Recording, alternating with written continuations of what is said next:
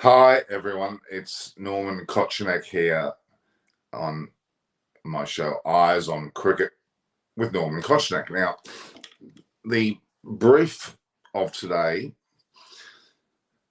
first and foremost, I'd like to thank you all for watching through the Ashes series. We had 5 Ashes tests here in Australia. Australia have come home with a 4-0 victory, with the one game being a draw, which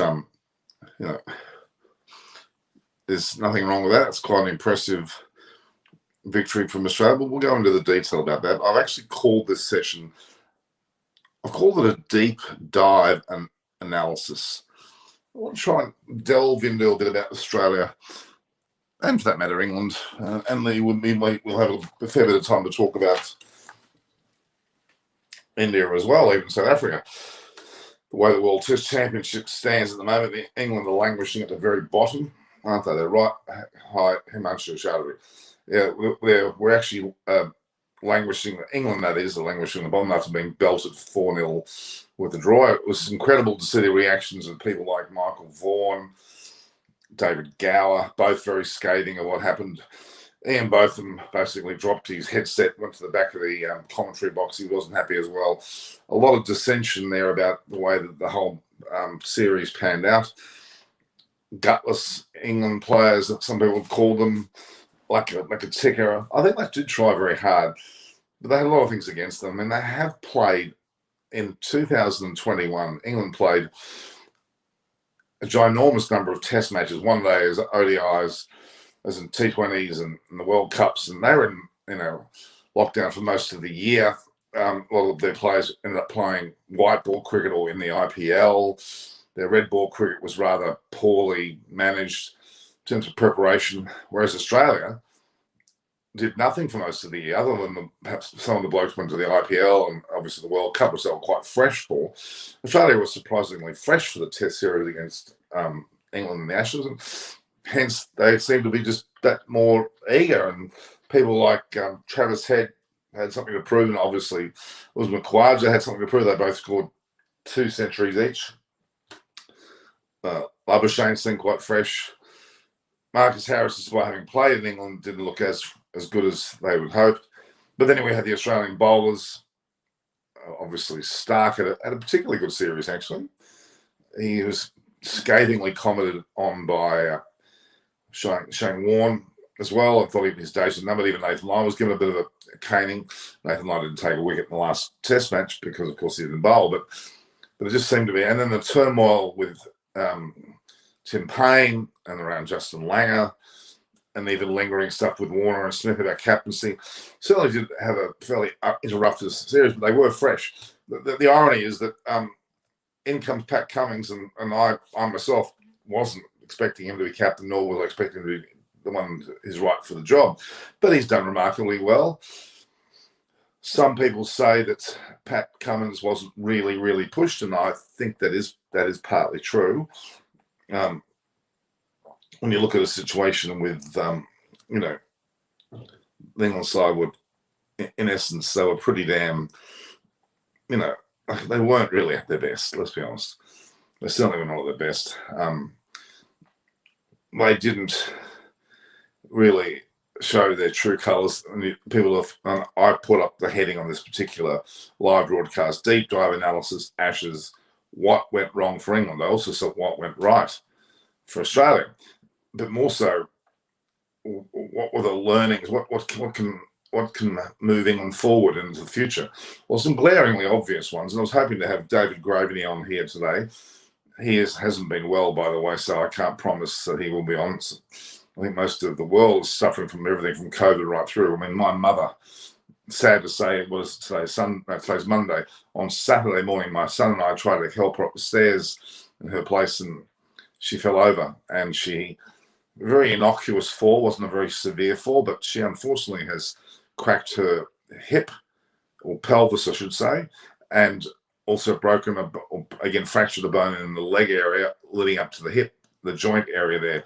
So she's got 2 fractures, also a very sore shoulder, whether that's just bruising, I hope it is, but she's hospitalised at the moment. She's there, you would argue, a couple of weeks, somewhat indefinitely, which is very sad.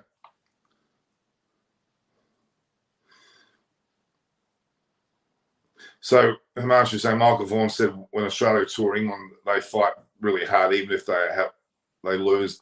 When England tour Australia, they are thrashed. Yeah, that's partly true. That England just didn't seem to really try hard. In all honesty, I mean, Mark Wood got 6 wickets in that last Test match. He certainly was admirable. I think the selection processes for Broad and Anderson were shocking, and Broad wanted to play every Test. I'm sure Anderson did too, but Anderson, in all fairness, did have a hamstring niggle, so he was not playing, not because he didn't want to. So those sort of players tried very hard. Ollie Robinson's just not fit enough. Butler was not at his best. And certainly Ben Stokes was not at his best either. And Reg Vernon hasn't been at his best either. Where have you been? England have been getting thumped here, and another sausage from Reg Vernon too. No, Norman, it's been bloody awful, isn't it? Absolutely awful.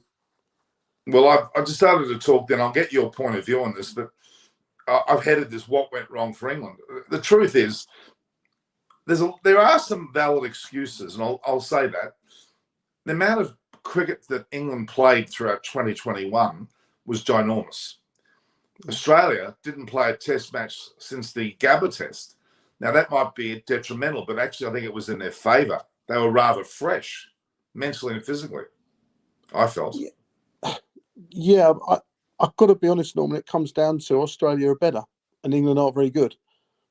You know, I don't disagree with you there, but I find that still frustrating for me because really, Zach Crawley, I think, has got an ginormous talent. And Billings came in and played very, well. I think Pope had his moments. Ben Stokes was below par, but we'll go through the players more one by one in a minute. But I'm frustrated. I think England has still got a good group of players. Joe Root, for God's sake, he didn't score any runs in this series except for I think an 80. But gee, he's had a stellar year, hasn't he? Well, last year, it's now into this year, isn't it? Hey, Naresh, how are you? Hello, Naresh, how are you? Good. How are you, Norman? Good to have you both. Happy New Year to you, Reg, too, by the way. I've already said it to you. Reg, yeah. Thank you. It's been a long while since I've been on, Norman. I've been avoiding the humiliation of England's terrible, terrible cricket team. Well, yeah. They did draw the Test match in Sydney, which in all fairness... In Sydney? Which, when you think Khawaja got 2 centuries in that match, I think they may have slightly blown it by the timing of the declaration. But, England did do well enough in that Test to keep it as a draw. Yeah. Yeah, but you've got to be better. No, you just can't play cricket where not once in the whole series did we go above 300, did we? I mean, it's just a disaster. There aren't enough good players in the side, and the bowling's not too bad. The bowling, Australia never got a big 500 or 600, so the bowling kept it in check. But if you've got no batters apart from Root, and Milan started okay. But I think the pressure in the end got to him. He just is, you just can't. I think he did remarkably well. I think he deserves his spot. I really do. He looks a player, Milan. He looks a player, whereas half the others don't. That's the problem. Rory Burns, I'm sorry. Even though he came back, he got a fair start in the last inning. That was the last.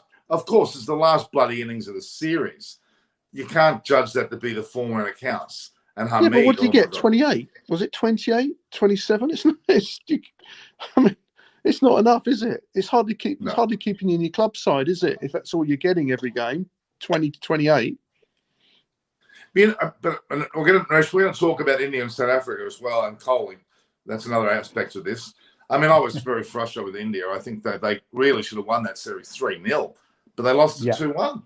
How did that happen? They were all over South Africa in most matches, but then the last thing they couldn't take a wicket. It was bizarre. Yeah, and so if you see Norman and Reg, second and third test, you can say they were identical. One thing good in all the 3 games, India won the toss, and I think it was the right decision to bat first. But what happened in the first test different was India batted the entire day, got a good score with the top order still there, Rahul getting 100. That didn't happen. Yeah. and that didn't happen in the second or the third test. So when you win the toss, you want to bat, and you're bowled out day one. That's an additional pressure because there's so much time in hand. And then in both second and third tests, the fourth inning started on day three. You know, we assume that day three is an easier day to bat on in test cricket. So India hasn't batted long enough. India hasn't put enough scores. And yeah, the fourth inning was too early, and in both second and third tests, they could chase it down with 8 and 7 wickets left. So it's There's the an batting irony that, here. yeah. There's an irony here that India won the toss. I would have liked them to have lost the toss in the second and third match and watch South Africa go out and beat their chest and want to bat first and then stuff it and then get a low score, because South Africa were bloody diabolical for most of the series. In almost every innings, they didn't score more than 200. Only in the last innings of the second and third test do they get reasonable scores, which you would argue is too late. But South Africa batted poorly. I mean, Peterson got player of the series, didn't he? Correct? He was crap. Peterson. He was And absolutely I feel normal. If South Africa would have won the toss, they would have still put in India, because South Africa knew that bowling is their strength. With Rabada, Lungi, and Janssen, and they got in Olivier. They would have bowled first as it is. That wouldn't have been different. But because India won and India wanted to bat, India lost the advantage of getting out on day one, which was not the case in the first test. So that's where it went against India. Obviously, it's also about how India batted in the second inning. It was quite poor. Second test, only because of Rahane and Pujara partnership of 100 plus, and third test because of Kohli and Pant 100. Otherwise, there was not much that happened in the third inning. So too early for a fourth inning to start in both the tests. That's true. David Graveney, Happy New Year. I'm glad you're here. Hello, David. Happy New Year to you, David. Hi, Naresh. How are you, David. Reg? I'm good, David. Thank you. How are you, mate? I've surprisingly got a number of phone calls today with hierarchy of English cricket for some apparent reason. Come back. All is forgiven, David. I can't really hear you. I don't know what's wrong with your volume, Norman. It's up to its highest. So I can hear everybody. So, David, maybe your volume needs to be just a bit higher. Can you hear me? Can you hear me? Yes, loud and clear. All right. Don't worry. Carry on. Are you telling us, David, that you're going to be making a reappearance? Is this an early call? What do you mean? Chairman selectors? Yes. Yeah, please. maybe not the job that you're seeking in English cricket at present, really. You know who I felt sorry for the most was Adam Hollyoak. He was about to become the coach again. Well, to become the coach. Yeah, they had to separate their staff to some to go to the West Indies for some apparent reason. That would be a high-level competition, England against the West Indies in white ball cricket. I mean, the West Indies just lost against Ireland. Ireland, yeah, 2-0 so far, yeah. But hang So on, you haven't answered my question. Adam Hollyoak was not made coach Indian cricket. I thought it was really. I was watching that series more than I was watching England play, because that was a. Yeah. I just think I've always thought in my career that actually, when the innings is around 250, then it produces the most exciting cricket, because the draw is taken out of the equation. So. Was it, Naresh? Was it a surprise that Kohli fell on his sword or decided his own fate? Obviously, around the cricketing fraternity, yes, many have taken it as a surprise. I was mixed about it, purely because of a couple of things that happened just before the tour began. One, obviously, what came across as poor communication or no communication regarding his ODI captaincy. And then I feel the press conference before departure was a self-goal. Right. Yeah, that's we Am can say I that. right assuming that sometimes the captain and the coach are attached to the hip? So he obviously got on very well with Ravi Shastri. And once the coach changes, then the dynamic changes with it. True. And trying to have a relationship with Ganguly is quite an interesting exercise, really. So, yeah, and David, what little bit we have seen recently, or at least during the time of Shastri and Kohli together, these pre-departure and post-arrival press conferences were together. Whereas this press conference was only Virat Kohli before the departure. There was no Rahul Dravid.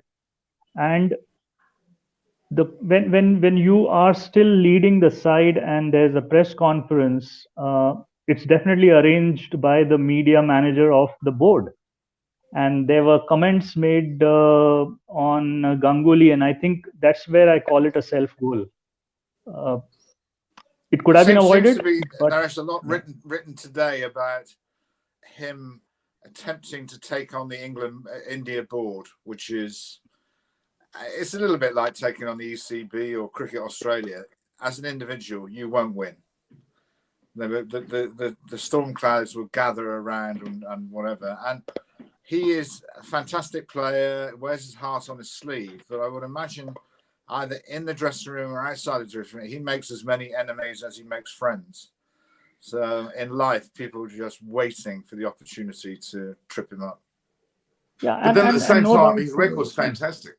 His record's fantastic. Yeah, Norman, I was coming to that. No doubt, overall, most successful Norman, captain. but he hasn't got a run for a couple of years, so that put him in a pretty weak position, really. So something was wrong in the Test match with Kohli. I thought in a Test match where the wicket was spicy, but runs were flowing at a good rate, reasonable rate. Kohli was batting at something like 25 per 100 balls for most of his first innings, and his second innings he wasn't getting anything at all, was he? And I just thought that something seemed off with him. What did you think? At the same time, I flipped it around though. I think he batted well. I think he actually dug in a very difficult stage, and he gave. If you see first inning, especially Reg, he and Pujara swapped roles. Pujara was scoring faster, but probably that's what I'm sure. With Dravid there, that's what would have been the talk with Virat. The more the time you spend on the wicket, the better for you. If you go to see, he played a lot of balls in both the innings, and I think both innings together he scored 100 runs. But unfortunately, in both the innings, he got out the same way, caught behind the stumps, So that issue continues, but he got to spend a lot of time. And I think that was the message for him, that when you get an opportunity, spend a lot of time. Yeah, but surely the Kohli at his best is a proactive Kohli who's looking to dominate the bowling a bit more and get out there and put it to the opposition. Because on that pitch, there was a ball with your name on it, wasn't there? And so I think it needed a more aggressive look to it to try and get some more runs. But he was actually trying to solve his technique actually when he was batting. Because I think in both series, there are a lot of batsmen where in their efforts to protect their off stump, or knowing that everybody's going to bowl fifth stump, you see a lot of their right shoulder. So once you see a lot of their right shoulder, you know the bat swing is going to be from out to in. So if you look at Crawley, for instance, who I think is a really good player, but he has a massive technical fault and people cutting across the ball. So Kohli's been trying to get rid of that. And actually, the small movements, as Tendulkar was going through, which was really informative, actually worked for him. So that's why he was able to drive the ball as efficiently as he was. But you're right, Reg, he then had a mindset is that I'm just going to try and stay here for as long as I can. And that wasn't the wicket to do it on. Because sooner or later... I still think that's a Dravid instigation. I think that's a Rahul Dravid instigation. Not that it's bad. Look, I think you're all, maybe not so much, but I think you're all a little bit hard on Virat Kohli. He's done exceptionally well in the majority of his time, and he hasn't done well the last couple of years, I grant that. But he's done so well. We expect so much of him that it's very hard to be at that level. He scored 79, I think, in one of the innings. That was a brilliant batting performance. He really batted well. No, he's done brilliantly, but there are certain things that happen in your life that change your focus. And you can see that with other cricketers. The moment he had a child, not him personally, but his wife, that changes the dynamic of what's important in your life. And I think that the Indian performance in Australia, which was extraordinary, when he wasn't there, also showed the world that actually India can win without him. And I think those sorts of things, not gnawing away or whatever, nobody should disregard that. Actually, he's the type of player, Norman. The moment he stops, people will be writing volumes of how good he is. Oh, for sure. He walks a very fine line in terms of setting an example as an international captain. You know, what he was doing with the stump mic was just, you know, pretty poor. That was childish. Pretty poor. That did they get fined for that? I don't know. Childish more than anything else. It was. I didn't catch it. You know, nobody's going to change. He's lost his captaincy over it, Reg. Is that what you? Oh, right. Okay. That's the just, last straw. I was watching that live, and they kept going on and on for about another 45 minutes afterwards.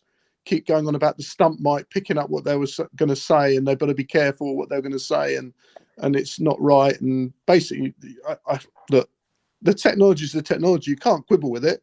It's not been doctored, is it? It's just nobody told Ian Healy about the stump mic, did they? No. Let's just take a step back. Tim Payne and Ashwin had lots to talk to each other during Sydney Test. Well, there's a comment here that from Himanshu Chaudhary that Bumrah will be the next captain. Is that going to follow in the lead of Australian? It's going to change computers. All right. That option is there, Norman, of Bumrah, but is Bumrah going to play all the Test matches? If you see what has happened, I think it's a bad selection. They do that. Yeah, at home we have options, and you know, a lot of pacers are not making sense at home. So that's the only thing that would come. And other thing is how much ever the board would try, these guys would ensure they play all the games in the IPL, so that work balance would really have an impact for a bowler, especially. I think Hardik Pandya has gone from Test cricket now. He's going to be an IPL concentrated player. I actually think Rohit Sharma might follow the same suit because of his fitness. He may have to give up Test cricket even though he's playing well. Let me just take a step back here a minute. Really, leading up to the Australian series against England, I thought Australia were going to get pumped 3-2. I said that. Okay, I was wrong. But in all honesty, having lost Tim Payne, throwing Pat Cummins at the last minute, there was some dissension in the ranks. Marcus Harris, you'd heard me say from day one he shouldn't have been in the team, and eventually happened. Khawaja got his go and really proved himself. And even Travis Head was a bit iffy, I thought. What I'm getting at, I think that if England were on their game, they could have taken Australia early, but it didn't happen. It just didn't happen. We were never going to take Australia because we couldn't bat, Norman. The bowling wasn't too bad. I'm not sure that Khawaja was ever an option to open the batting in Australia, was he? I mean, he didn't look that great. Well, he's played about 9 times as an opener and has scored. He's batting average 75. So yeah, but batting away from home, that wasn't it? Norman, I'm not right in thinking. No. He scored big runs in Australia actually. Oh, okay, I got it wrong. But he doesn't look quite like an opening bat to me in that last Test. He looked. I don't think. So they've got a bit. I think they've got an issue at the top of the order.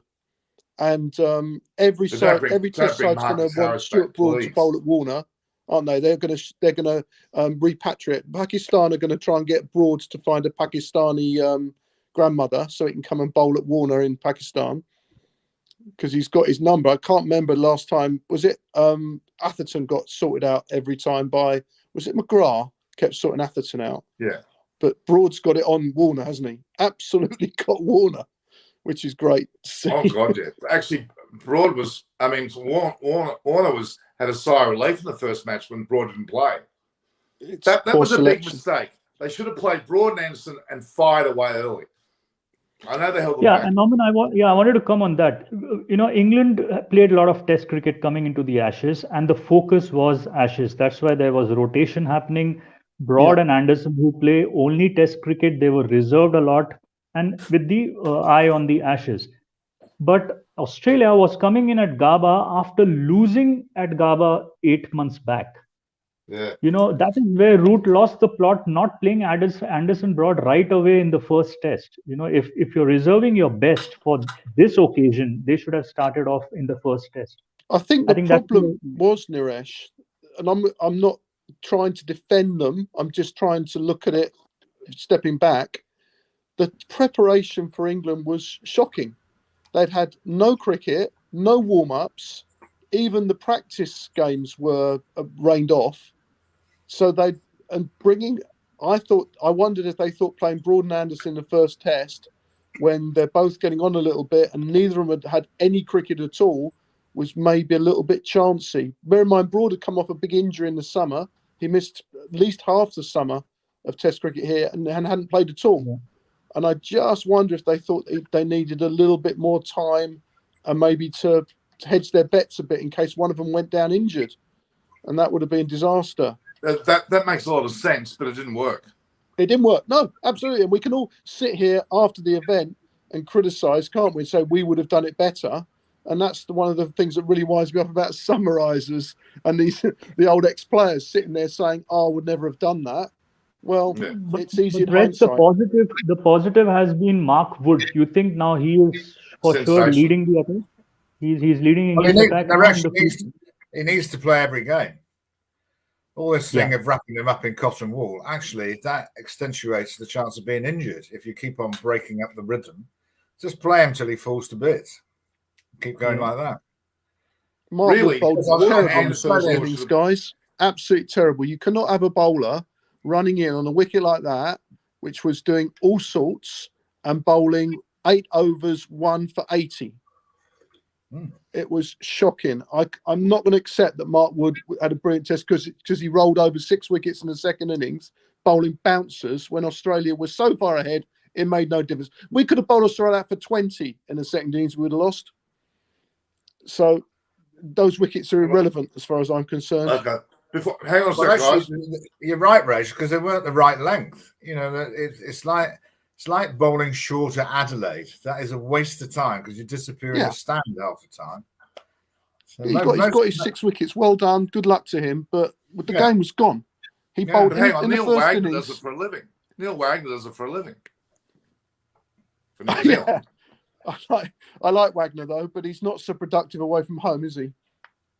True. No, but that's just a question here. Look, that's the plan they have. Sorry? Yeah.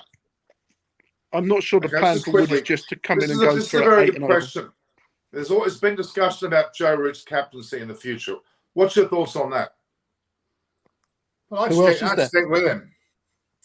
I agree. You can't change everything. There's going to be a few people off the field that might come under the microscope, which is sad because they happen to be individuals and I happen to know them. But that goes with the territory. But who give me an option?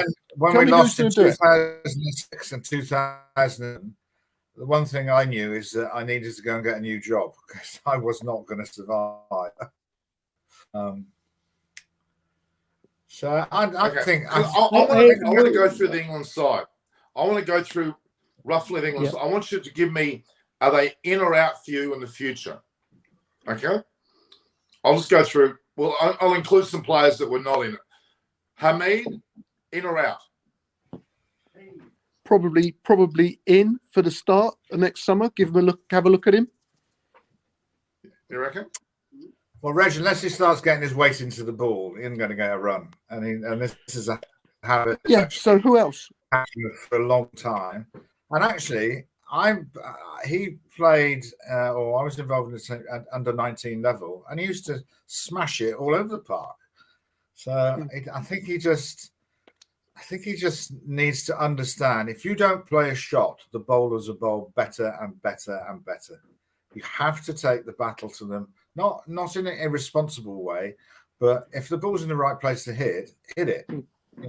Crawley, give Crawley some credit for that, didn't he? He came out and looked to be very positive.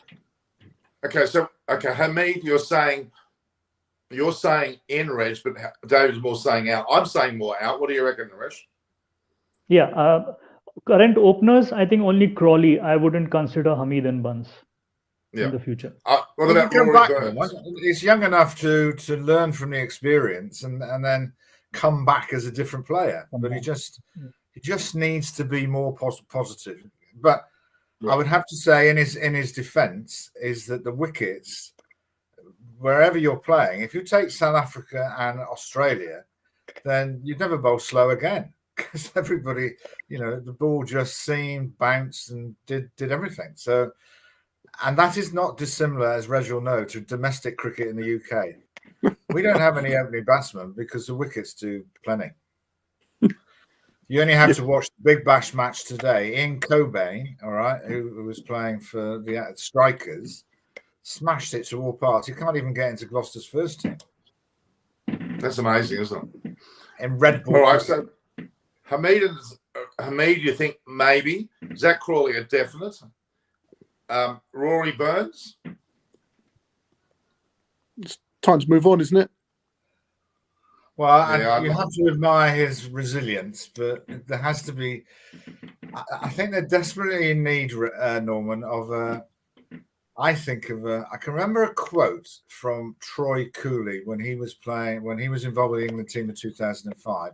He said he couldn't believe how English coaches make it so complicated. And I think we just need some coaches around the younger players in this country just to teach them the basics, have a good technique. Doesn't matter what format you're playing. If you look at the Indian players, look at some of the Australian players, this is not Warner, Smith or anything like that. They have really, really good techniques. And that's what's missing in our game. It doesn't matter about the personnel.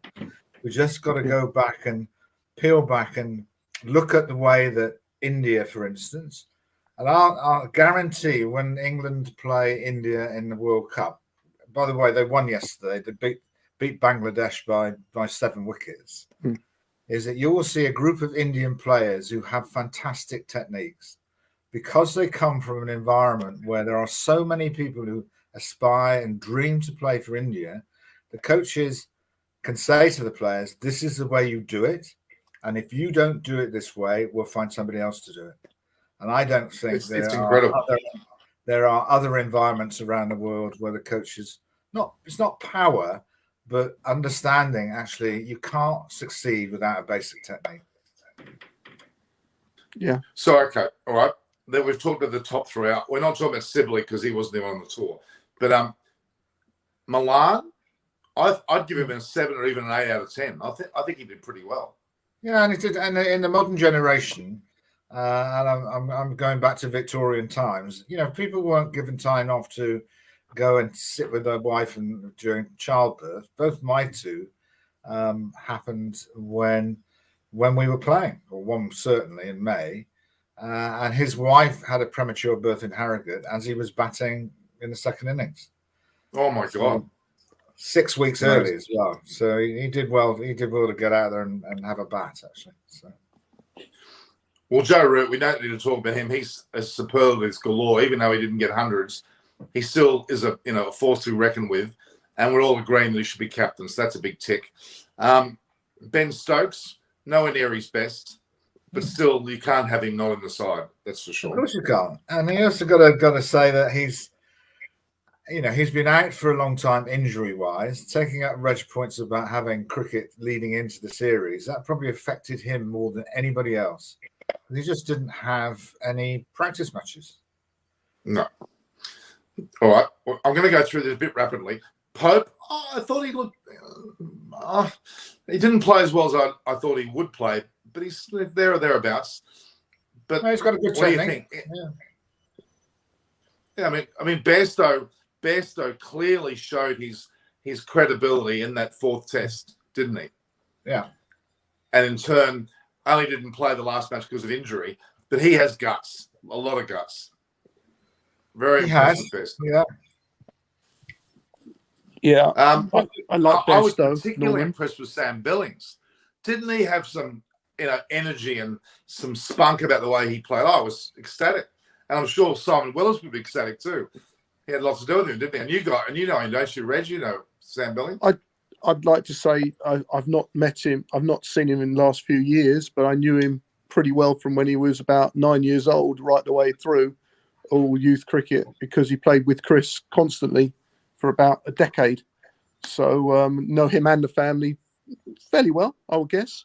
And he's always been a very nice lad. Do you have a similar bank balance to the Billings then?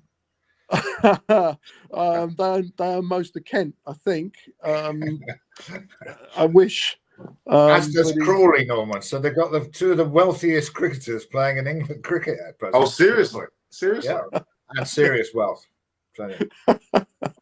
Yeah, I'm not quite in that league, David, unfortunately. But I was being Sam Billings is not short of confidence. The two people I feel slightly sorry, and this is, I think, created by the bubble scenario, is first James Vince, who I think certainly deserves, because he's got a really good technique. And in terms of the wicketkeeper, I know we've got thousands of wicketkeepers, but Ben Folkes seems to have just been, put to one side. And what happened there? What happened? Well, I think he did reasonably well in India. He did well in the Indian tour. He should have been there for this. Yeah. He was injured all last summer. He's the best keeper, Naresh. He was injured all year. I don't think he hardly played a game. Serious injury, but the wicket keeping isn't high priority, really. So no. I mean, Billings won't get another test, will he? Unless something disastrous happens, Billings won't get another test. Butler or Bairstow will do it. They'll probably give the gloves back to Bairstow, I guess, because he would want that, Bairstow, of course, wouldn't he? He'd love that, to get the gloves back. Well, he deserves to be in the side, put it that way. But he's not the best keeper, Reg. No, but they don't care about that. Butler's not the best keeper either, is he? Yeah. He's not been a great keeper, and he's been doing the job for 3 years. Yeah. I think we'll see less of Butler in the red ball format because of the fact, I think you talked about families before with Virat Kohli. I think his family creation, or that to me will take his priority, it seems, which is fair enough. That's quite right. All right, I'm going to keep going fast. There is nothing wrong with that.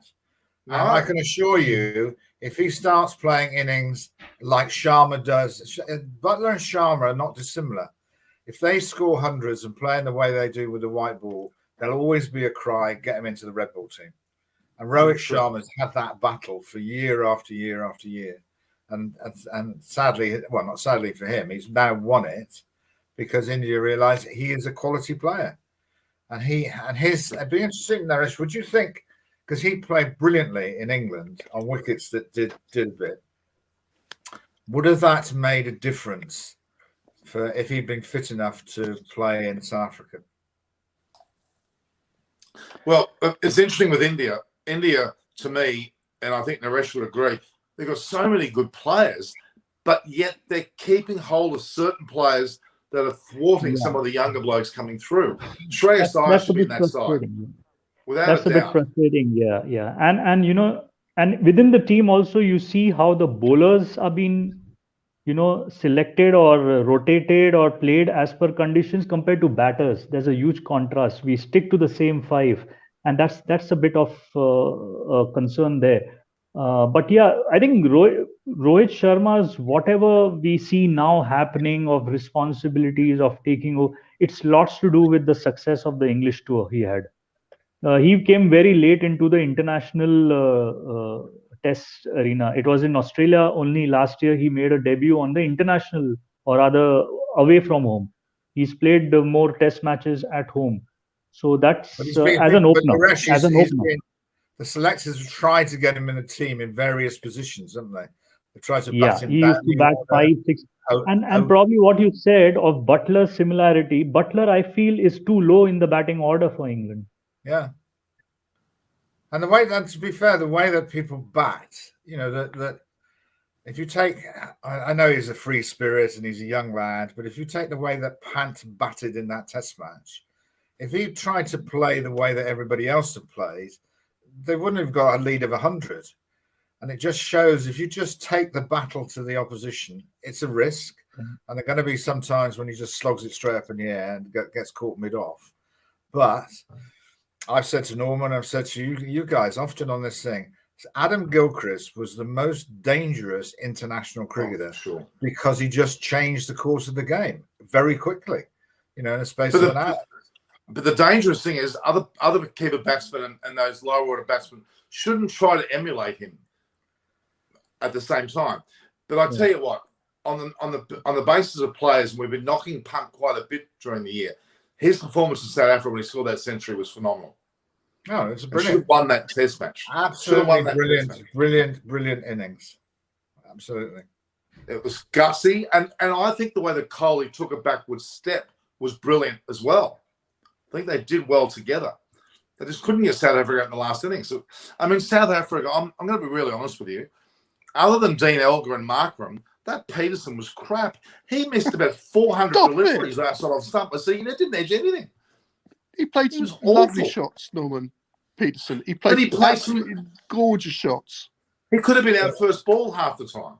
But he rode his luck, Norman. You need luck. Norman, similar to what Pant would do, and that's what these guys are bringing in different to Test cricket. They want to take it to the opposition. Now, Markram, if you see, I have seen most of Markram in white ball.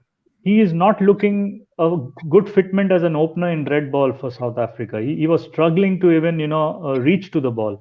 So probably if he gets into the white ball mindset of taking it to the opposition, probably it will be different. But yeah, it's all about batting time, and that's where India failed in the second and third Test.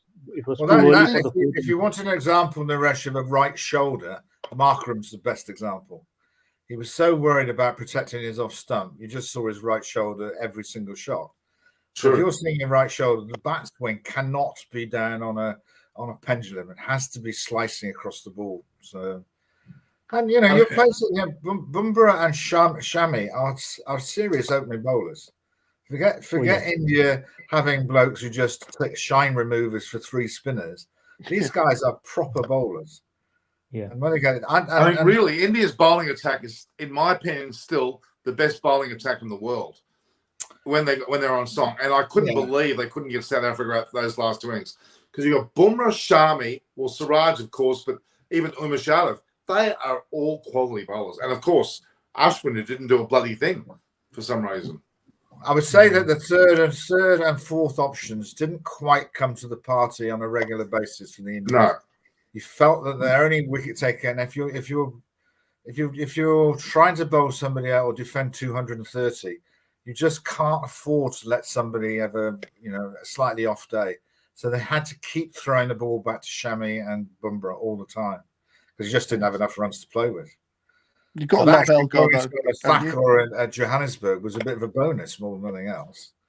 But they were great tests to watch, though. They were great tests to watch. They were brilliant. nail-biting, gritty.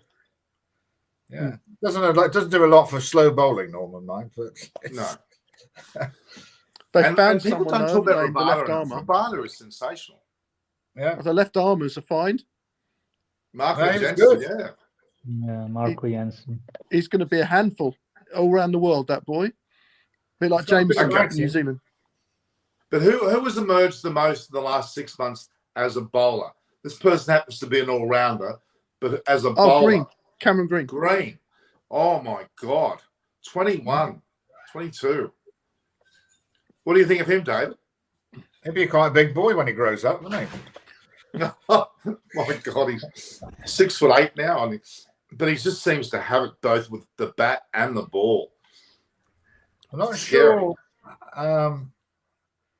Seen lots of all-rounders, similar position, who can do both, but don't like bowling, because they see it as too much as a hard work. Somebody's got to have a word in his ear to say that he needs to bowl because the bowling takes the pressure off his batting.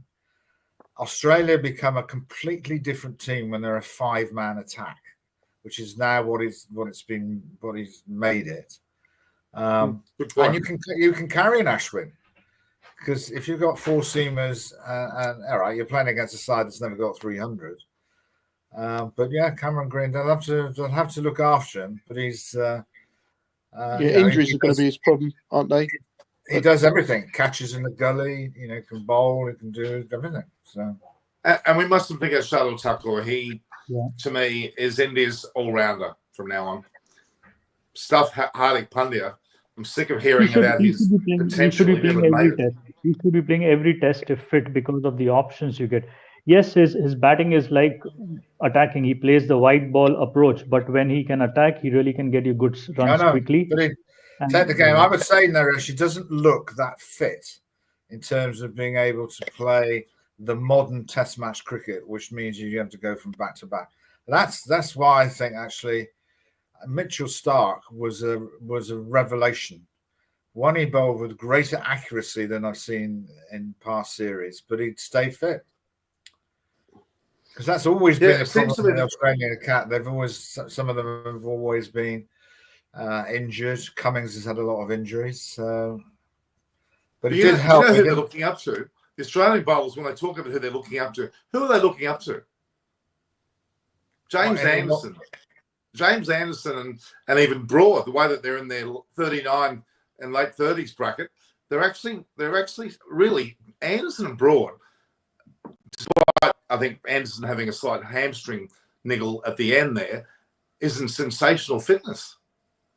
It's really remarkable. They are. I think that if you were saying to the Indian bowlers, and that is a real cool coup for India to get Troy Cooley to sort out their younger bowlers.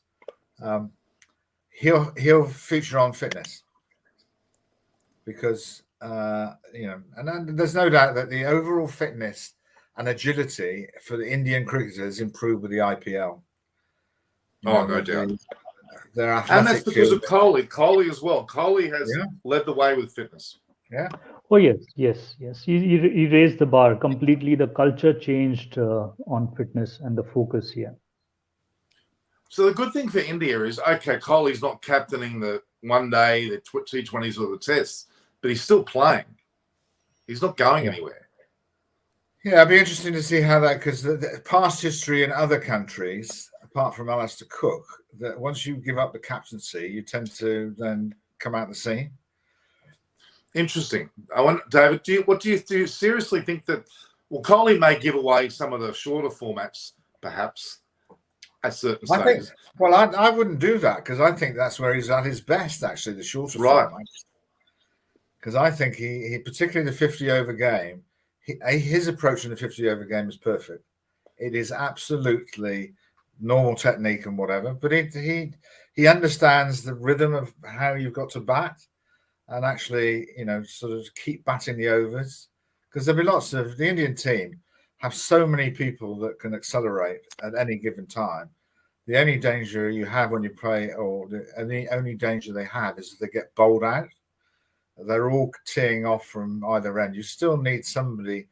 That's why Joe Root ought to play more white ball cricket, because I think he is the glue that keeps everything together. Yeah. Good point. Okay, next captain, Naresh of India. Is it going to be Rahul or is it going to be Rohit? Norman, I'm talking about tests here. Test. Yeah. Now, if you look at the entire Virat Kohli issue that happened, he came out saying that he's stepping down from T20 captaincy. And then the selectors decided not to give him ODI captaincy, saying that, white ball format captain should be different, both ODI and T20. Now, if they go back to Rohit Sharma giving him all the three formats. No.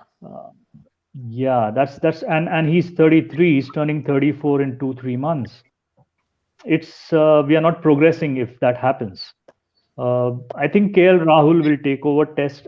Yes, he was the captain for the second test against South Africa and we lost, but it shouldn't be on that result. I would go with KL for test and Rohit Sharma focusing on white ball with the 2 World Cups coming back to back. And the other concern is Rohit Sharma's fitness. No doubt. He's permanently injured, Naresh, isn't he? He's been injured for the whole of his life. He's not fit. He's not fit. Okay, this is Himanshu Chowdhury. I don't know whether he's got a list of ex-players in front of him, but he's asking about Stoneman, Lyth, and Balance. I don't think any of those three got a hope in hell of coming back. Anyway. None of them. And Alistair Cook as head coach? I don't think so. No. Oh, that's interesting. Now, Justin Langer has just been talked up again to be to continue being our coach. But I still think there's some murmurs about Trevor Bayliss coming to Australia to play to coach. That would be I think good. Anyway, we'll wait and see. So David, if you have a Trevor Bayliss setup, and he did a fantastic job for England, it's very much captain led. He's a very quiet, reserved man, sits in the background, a bit like a Duncan Fletcher to a degree. And, you know, when he speaks, people listen because he doesn't speak that often. Justin Langer, I'm assuming, I've never seen him coach, I think he's sort of very much on the front foot in terms of what he's a bull out of a gate. Yeah. Bull out of a gate. Yeah. So he's barking instructions all the time. And he's going, we're going to kill him. We're going to love him. He's got this bloody big whiteboard that he puts things up on. And it's like a school teacher. It's actually annoying. And you know, Norman, the momentum now with Australia topping the championship points and a tough Asia tour coming up, you know, Pakistan, Sri Lanka, India, they wouldn't want to, change the head coach at this point of time. But Bayliss is better in the subcontinent. Trevor Bayliss is a particularly good coach. I think you've got to look at your own team, or those who make the decisions, look at the age profile of the team. Justin Langer, whatever happens, wears his heart on his sleeve. And I'm thinking, if you're playing the subcontinent, which will be extremely tough, you need the coach to be energized all the time, because the players will find, that hopefully the bubble environment will change, but that's not going to change very quickly. So if you're playing in the subcontinent, that's going to be really tough. So you need somebody who's going to lead from the front. You've hit the nail on the head there, David. I'm not saying that Trevor couldn't do that, but he's just strikes me. Met him a couple of times, don't know him that well, but he strikes me as being very much reserved, very much in the background. Let the lads get on with it. But if you have that, you need a strong captain to be able to do that. So maybe Australia have to have that scenario. But I see in Naresh's situation with India, there's a massive difference between Ravi Shastri and Rahul Dravid. Rahul Dravid is a really quiet, measured person. Even when he was involved with the under-19s, which he was involved, he let the coaches get on with the job. He just sort of lingered in the background when the players, because he's a fantastic player. His record is, he played one of the greatest innings together with Laxman against Australia. The game has ever witnessed. Amazing. That was the best innings of recovery I've ever seen. Well, Peter Willey, who Reg will know, was the English umpire, and he was the type of umpire that he actually want full pay for half work, in other words. And actually, in a situation in the game, the Australians had the second new ball, I think on day 3 in the morning, and they only needed to knock out over the wicketkeeper and they were into the tail. And, they didn't take another wicket. They took but eventually Laxman and Dravid got together, and Shane Warne was bowling round the wicket into footmarks, and Laxman was just mowing him over my wicket for 6 after 6 after 6.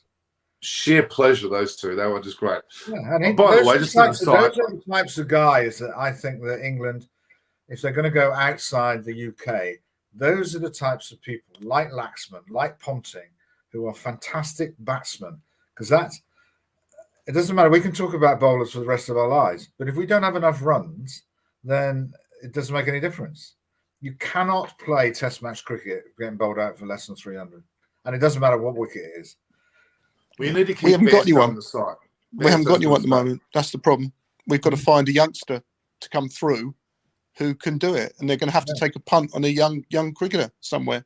They're going to have to find someone because they haven't got it. I reckon Zach Crawley, to me, Jesus, if he gets his act together, which he's done early on, that 260 odd against Pakistan, that showed something. Yeah, but they're going to shove him into opening the batting now, aren't they? He's not an opening bat by trade or by his growing up, I don't think. I think he's always batted 3 or 4, and all of a sudden he's going to get shoved in as an opener. He doesn't open in county cricket. In fact, I think he bats 4 for Kent.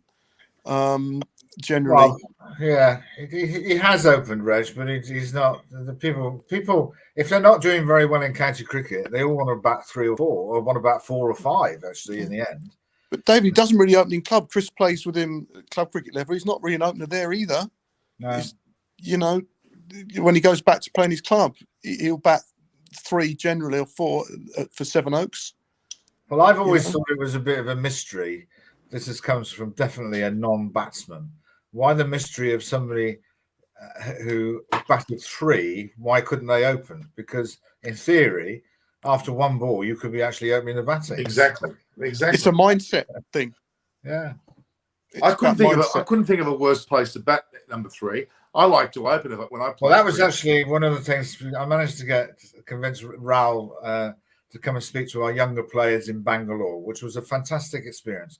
One day they had Raoul Dravid, the next day they had Anil Kumble. You can't get better people than that to talk about how they got to their position in playing Test match cricket.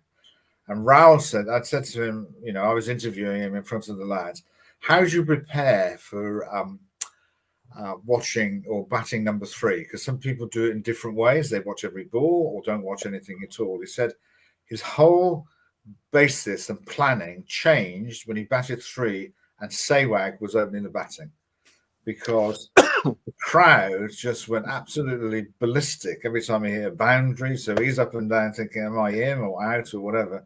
So instead of reading a paper, having a cup of tea, he actually watched every ball because it was the easiest way to do it. But Sehwag was that type of player. You could be in second ball. Or after an hour, the ball had to be changed because he's probably broken it. Well, someone like a Hayden or a Sehwag, they're rare commodities, aren't they? They are just absolutely. And David, this is what we feel that unfortunate of Pujara of what the issue is. The last tour of England for India, we had KL Rahul, Murli Vijay opening. They were struggling, and it was like, as you said, Pujara was in the first over. Until this Australia tour, where we saw Rohit, Gill, and the previous one, Mayank did well in 1 test. So number 3, that's why it becomes so important, because of the mindset you need to be, prepared with. So and that's why Pujara is still rated so high. There has been pressure on him, but it's because he has had a history where he's come in too early. And actually, I would have to say, Naresh, that he actually got out in some slightly unfortunate manners, like that catch getting caught down leg slip. Yeah, that doesn't happen very often if it's off the face of the bat, because you've got no chance to. Norman, that's what Peterson did well. At least the catch was good. Yeah, that's true. That's true. Did you see Peterson's catch in the last test? By the way, that was pretty amazing. That was pretty amazing. Yeah. He might not be able to bat, Norman, but he can catch. But he missed about 40 deliveries. I thought, are you going to hit bloody one or what? And then he edged them through the slips on the ground. He got his first 20 runs through the slips. It was annoying the bejeebers out of me. And then Vanderdusen. Oh, my God. Vanderdumps. I've got no time for him either. Sorry.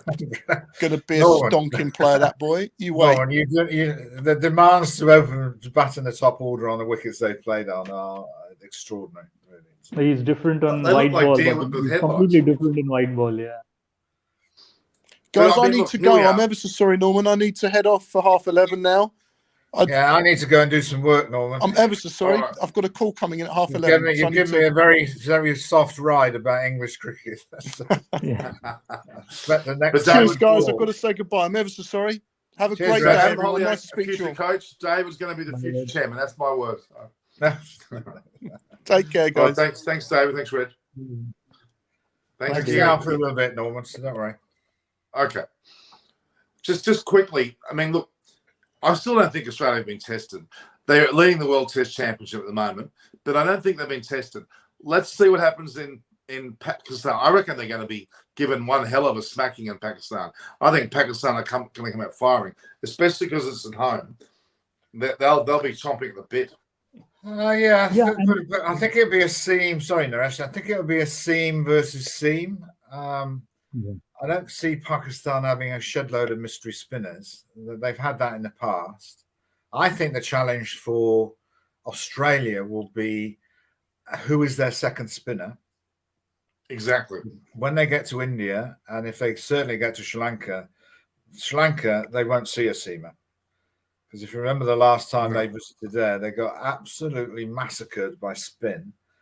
Their only problem, Sri Lanka, is that they don't have the high-quality batsman to, it's all right, very well making the wicket spin, but somebody's actually got to get some runs on it.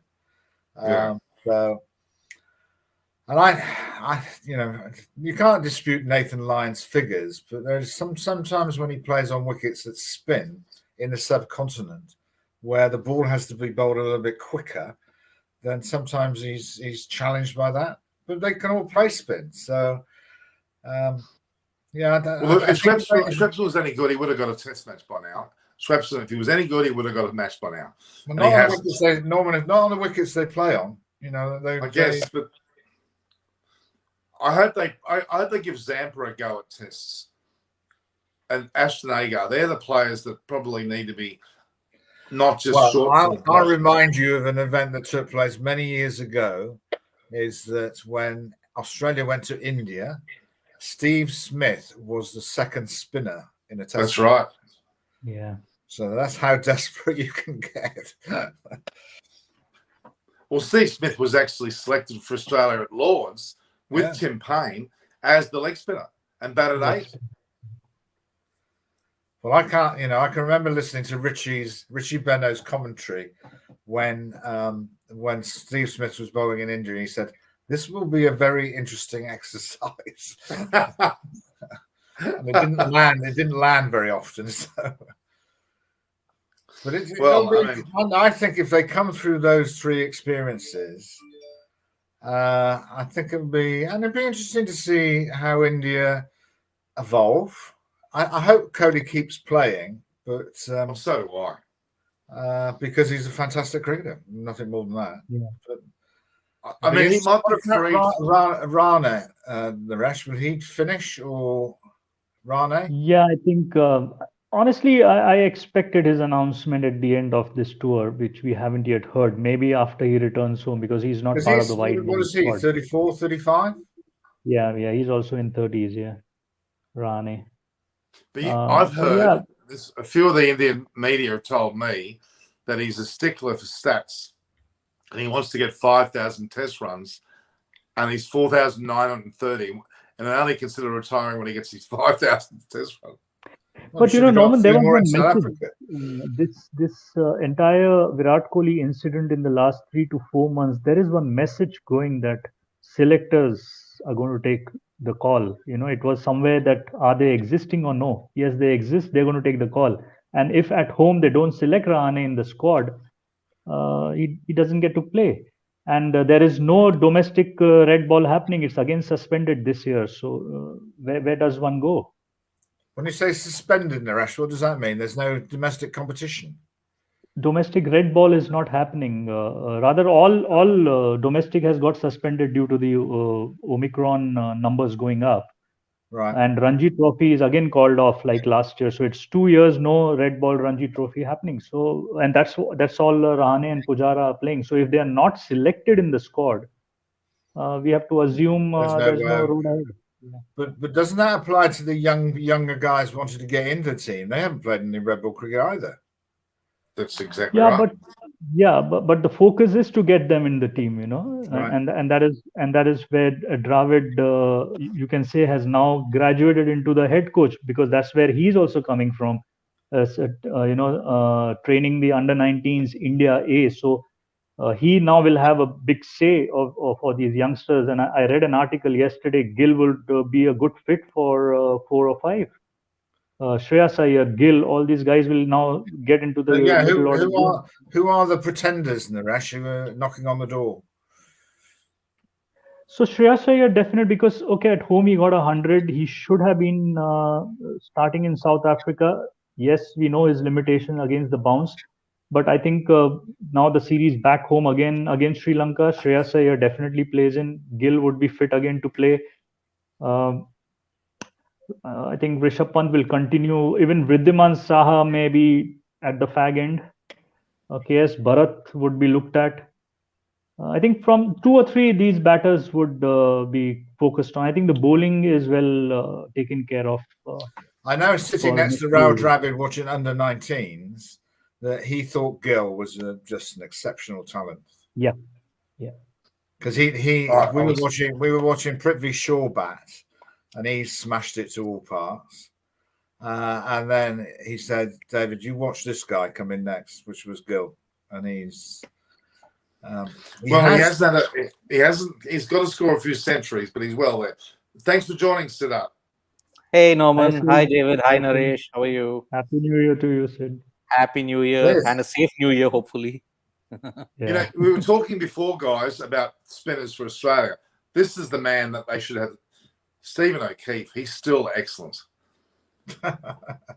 He still is excellent. No, he bowled really well. He tends to pick and choose the games he wants to play in, Norman, doesn't he? That's true. That's true. But he's someone I would still select. He would take a bucket load of wickets in the subcontinent. There's no doubt about that. But look, it's really good. I'm hoping now Virat Kohli, no longer captain in any format, suddenly starts scoring century after century after century, and is free to just worry about his batting. I hope that happens. Don't you? Yeah, I think what is important in this situation when you've got the old captain still in the team, because that's even in domestic level playing for Gloucestershire. I was captain for 7 or 8 years, and then I lost the captaincy, and it's a difficult balance because if you say too much, the new captain thinks you're trying to take it over. If you don't say anything at all, everybody in the dressing room thinks you're sulking because you've lost the captaincy. You can't win, can you? It's a very difficult balance to achieve. So that has to be managed. The one thing I would say, Naresh, is that the new captain has to be comfortable with Kohli being in the team, and he doesn't see it as somebody undermining him. I don't see that happening and I assume if it is KL Rahul, you know, they share a very good bond as it is. They played together starting from RCB. Other thing is we have had Rohit, Kohli, Rahane all played together also, and all at some point of time have led the side. So I think once on the field, that wouldn't be a concern. Shouldn't be a concern. I think and whoever the new captain has to take it as a learning curve, you know, on decision. So I think that Naresh has highlighted a point. I don't think you can go young while Kohli's still in the team.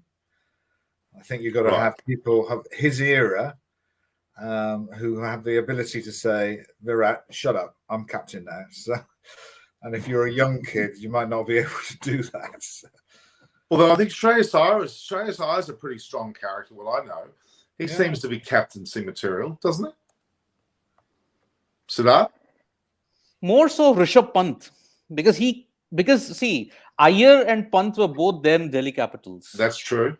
Iyer was there for 1 season. Pant has been the captain now for a couple of seasons.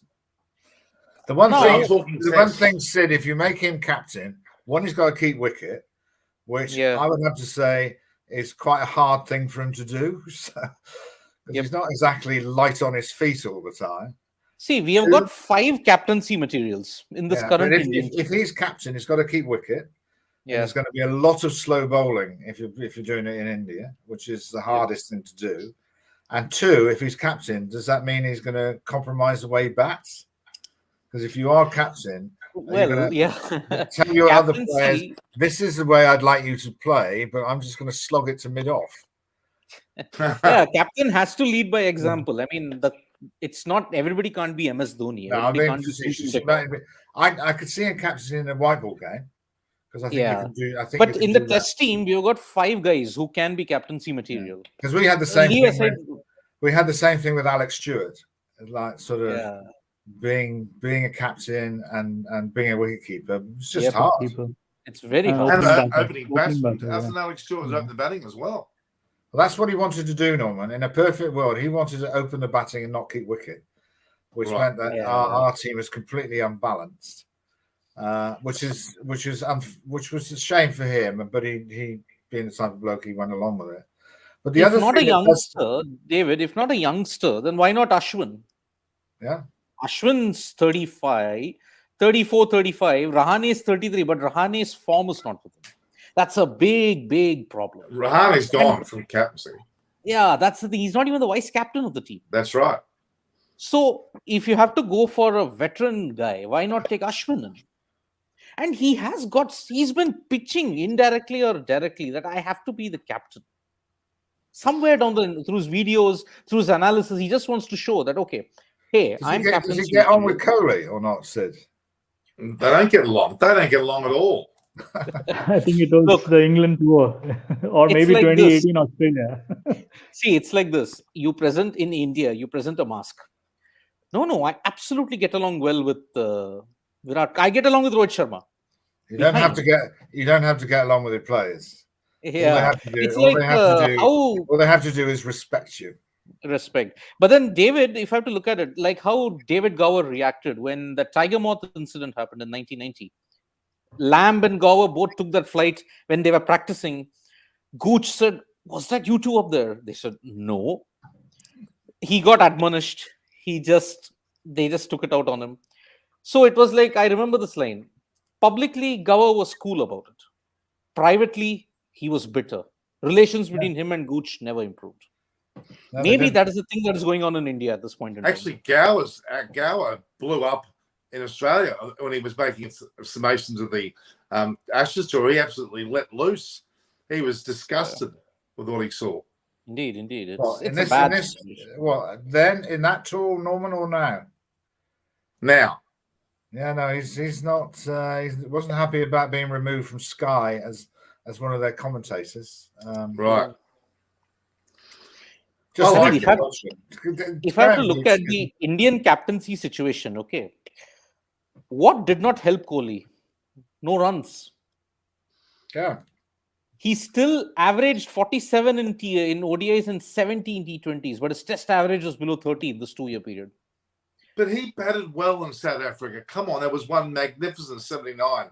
He did very well. That was He threw it away in the second. He played a bad shot to get out. It was not a good ball. He played a bad shot. Now, that is the problem. He says, like, okay, 6 to 8 months, don't repeat the mistake. But Kohli's been repeating that mistake consistently in these last 2 years. What do you do then? Somewhere, so are you saying you're going to drop him?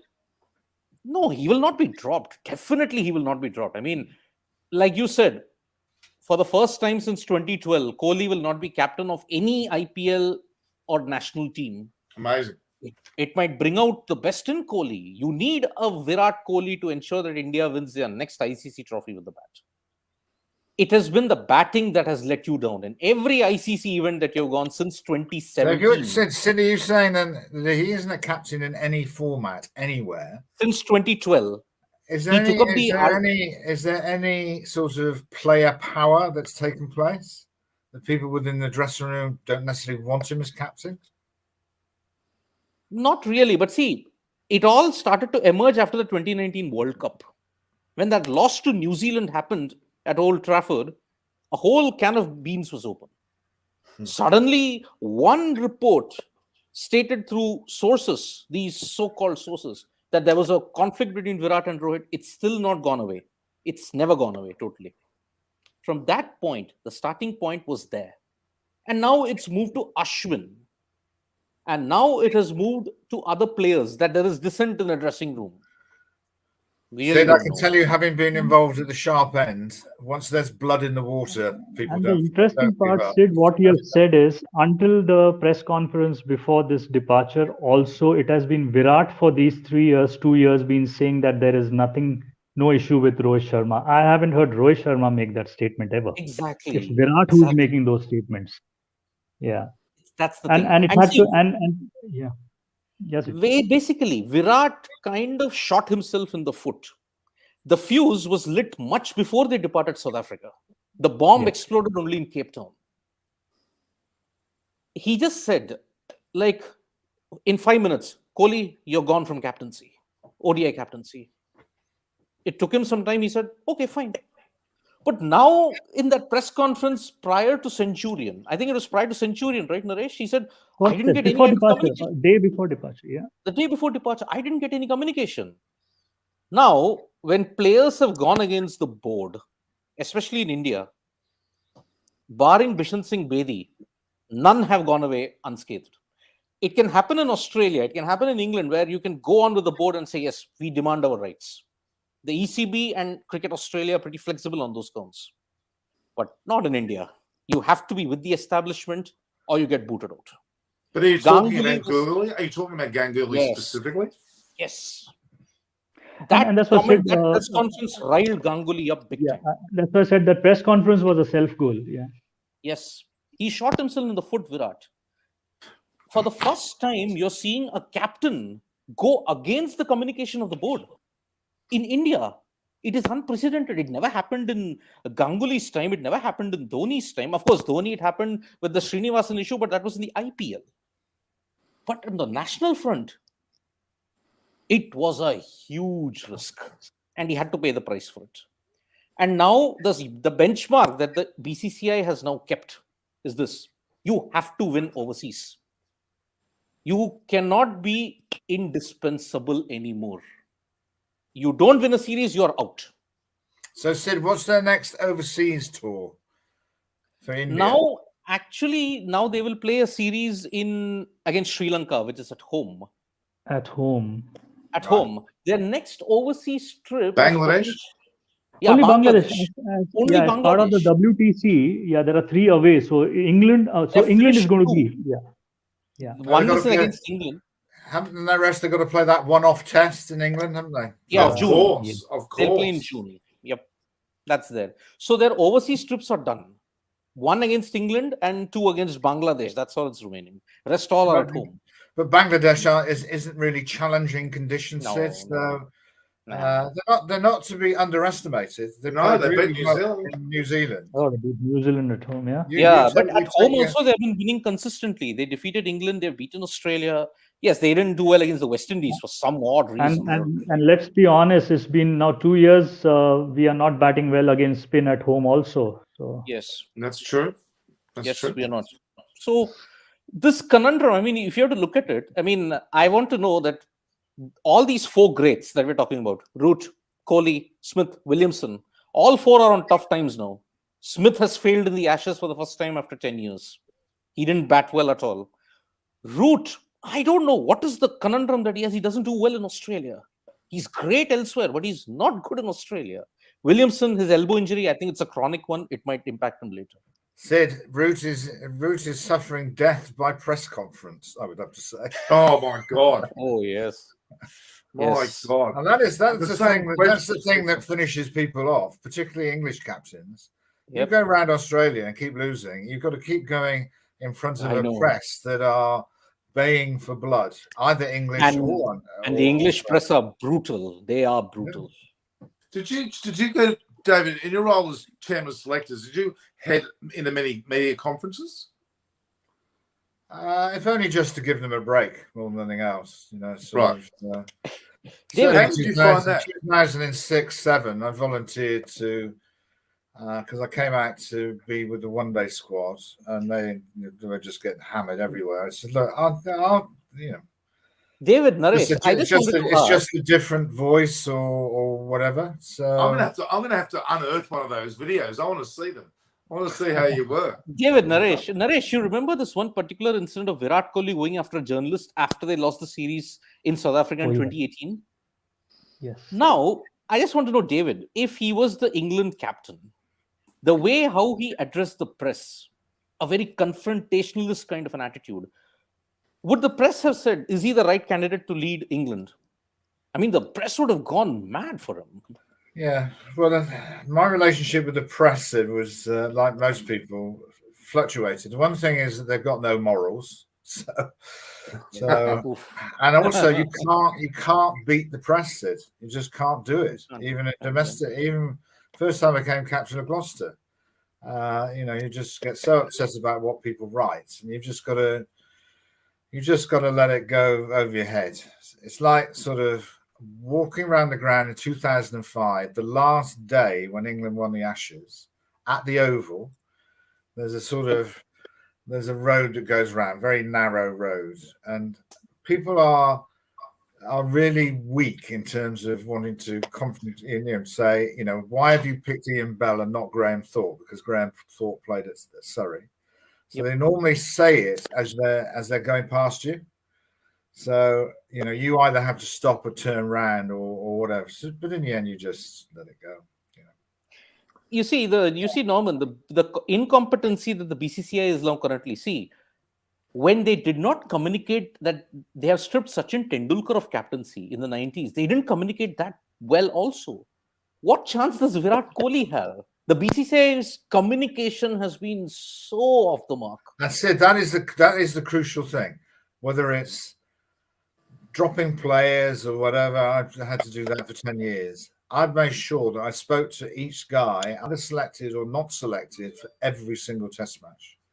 So, there wasn't anybody being told by text or seeing it on the TV or anything like that. Sometimes it was difficult to get hold of them. They would be in a nightclub or somewhere like that. So you just persevere until you get hold of them. Some guys never spoke to me again, literally, never again. But you can't do anything about that, can you? No. I think when you're dealing with the captaincy, and I would have to say I didn't handle the captaincy of Alex Stewart being replaced by Nasser Hussain in very well. I should have actually driven to his house, sat him down, and say, "This is the rationale for doing it." And it's not easy. It's not easy delivering bad news. But the worst thing is if you absolve yourself of that responsibility, it just gets a bloodbath. The media feed off it. So whatever England are going to do, they have to be very clear of their lines of communication. Sometimes that is not easy if you're in a different time zone.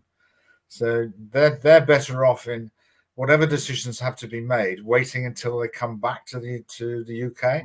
Unless somebody like an Virat said I'm stopping. Well, you can't cater for that. But Virat has to make sure he should have informed the right people before he made that decision.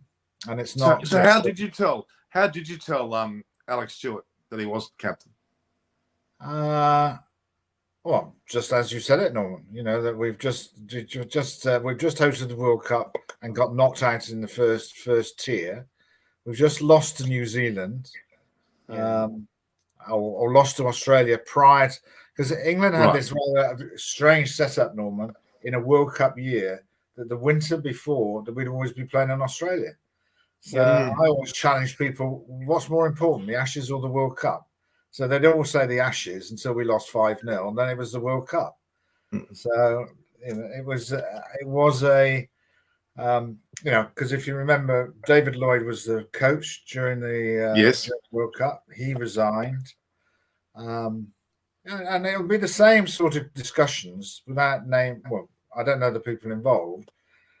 That the public, the media will expect some sort of sacrifice. It's like going back to Roman times, virtually. But actually, to continue with the same setup was just not acceptable. To do it, you've got to make some alterations. So when Alistair Cook was talking about, well, you wouldn't have seen it, and he's been pretty shooting from the hip in terms of how he batted.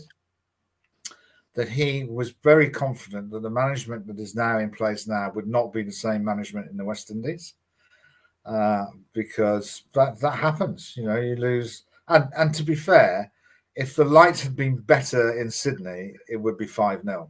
Exactly. Yes, they've had the opportunity to bowl seam in the last 4 or 5 overs. No, and David, yet again, I just don't understand the team composition. You had to rest Anderson for Hobart in those conditions. No, he had a niggle. He had a hamstring. Had a niggle. Oh, I just felt it was part of the rotation. I thought. No, he had a hamstring niggle. Oh, damn. I know. But the fitness level, like Robinson, for instance, Robinson has proven that actually he's like a Glenn McGrath, Anderson type bowler. Just bowls a challenging length. You don't have to bowl 4,000 miles an hour. You just have to, because the combination of the ball and the wickets make it really hard. I personally, Norman, don't like day-night matches. I think there's too much emphasis on trying to get yourself in a position when you're bowling in the night time, where that's purely money, though. That's purely money. But is it crowd or TV rights that make TV rights? Right. And especially when you involve India and for that matter England, because it was needed. Pink ball came in to revive Test cricket, and then WTC came in, but it hasn't evolved across as fast as you would expect. 2015 was the first pink ball. But you have few places like England summer also, pink ball test matches would help get results because you have those kind of weathers which may just cause the match to end in a draw. Naresh, we don't need any more weather. We get results. Don't worry about that. But hang on, but why did we have 2 pink ball tests in Australia in the series? I didn't get that was only because the Perth test match was moved. No, I appreciate that, but I just don't think we should have had 2. Adelaide's enough. It's only time zone, maybe the time zone thing. Norman, I think it threatens the integrity of the matches by having I agree. Pink ball. I agree totally. I just see the manoeuvring that has to take place in terms of batting under lights, and in the end, an hour before the end of play, people are just blocking because they want to bat in sunlight. So, when you eat, when do you eat? Because you're eating at all weird times. Yeah. My only suggestion is use the pink ball to combat bad light conditions. Simple. Just use the pink ball for the bad light conditions. What do you mean? Bring out a pink ball? Yes. Yeah. Play with the pink ball during a bad light session. Look, if it's the pink ball can be seen in the night. You can't have a pink ball test stopped because of bad light for crying out loud. It's used for a day-night test. No, but I think Sid, there has to be sensible conversation of those taking part before you get to a pink ball. That if you have a red ball and you've got proper floodlights, the umpires bring the fielding captain together and say, X can't bowl, but you can bowl everybody else. And I think that sometimes the umpires are hasty in dragging sides off the pitch because in their view, they think the conditions are dangerous. The people who are in more danger are the fielders, let alone the people, at least the batsmen know the ball's coming in their direction.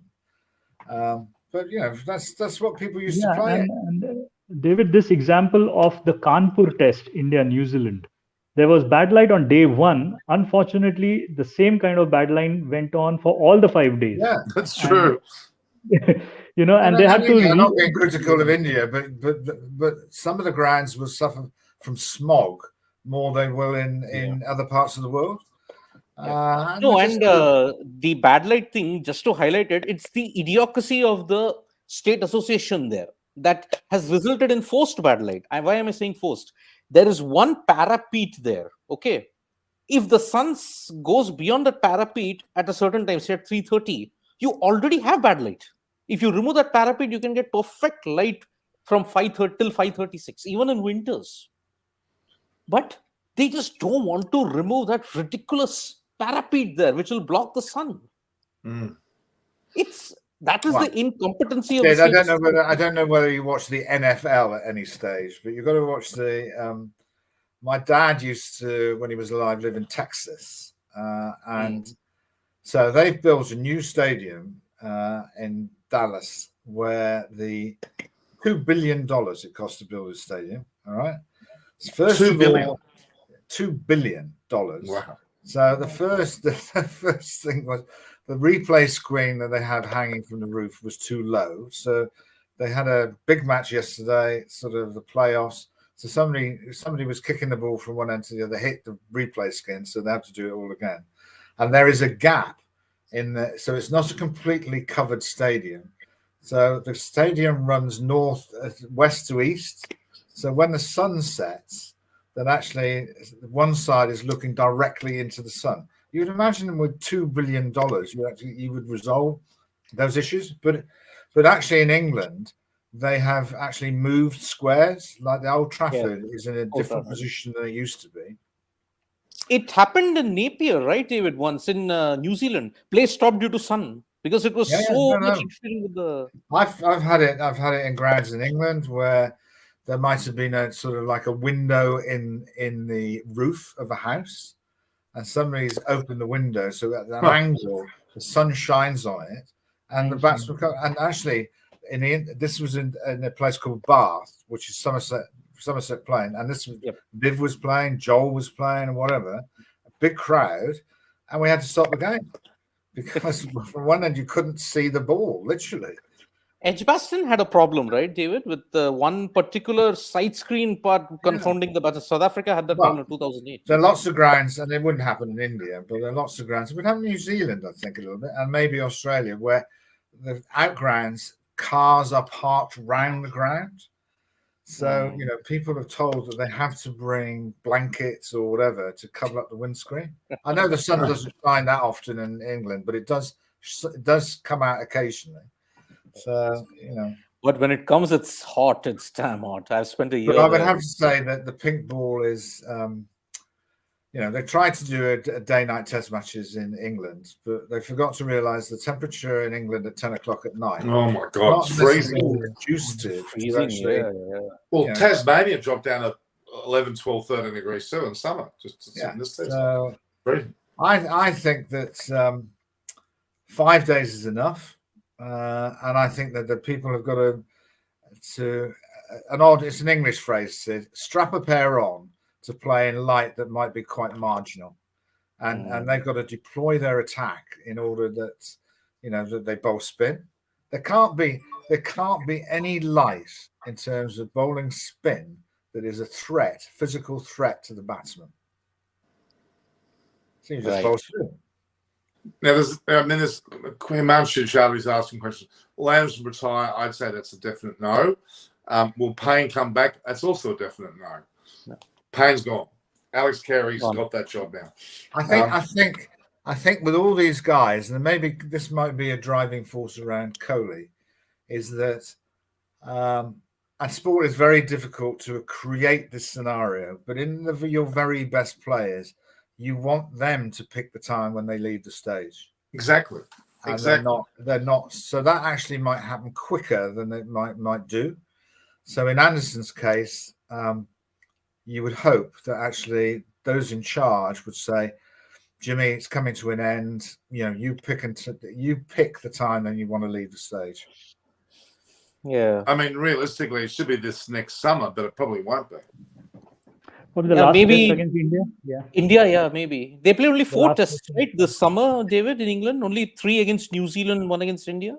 Or are there more? I think they're playing South Africa as well, I think. Oh, yeah, 3 tests. 7 tests they're playing. Yep. Oh, my God. Is England ever going to get a break? They've been playing so much. I don't think you can ever mention that in the company of Indians. They seem to play every other day. That's true. That's true. In whatever form. When does the IPL start now? Oh, March and April first week. March and April first week, because there are 10 teams, no, Norman, this time. 10 teams, God. The schedule will be even longer. Oh my God. But we don't know whether it will happen because the pandemic situation is getting worse here.